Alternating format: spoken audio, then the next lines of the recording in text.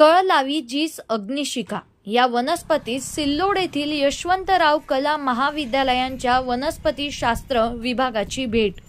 त्या वनस्पतीभोवती मानवी साखळी तयार करून जैव वारसा जतन करण्याचा दिला संदेश।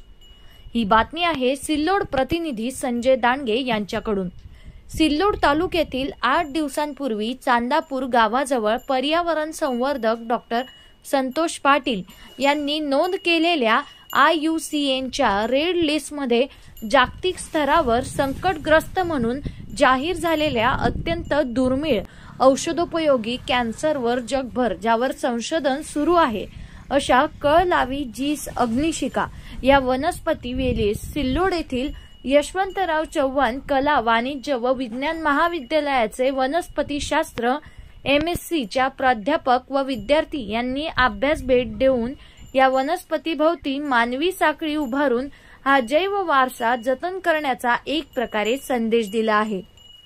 संस्थेचे अध्यक्ष प्रभाकर पालोदकर व प्राचार्य प्राध्यापक अशोक पंडित यांच्या मार्गदर्शनाखाली मुर्डेश्वर येथेही या टीमने भेट देऊन गोशाळेत डॉक्टर प्राध्यापक रुपाली पालतकर, पीठाधीश ओंकारगिरी महाराज यांच्या हस्ते वृक्षारोपण व सुवर्ण पिंपळ बीजारोपण करण्यात आले।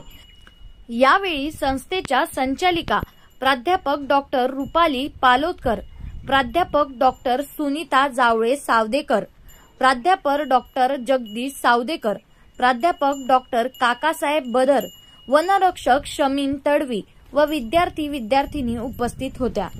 अशाच काही बातम्यांसाठी बघत रहा ज्ञानपंख 24 न्यूज।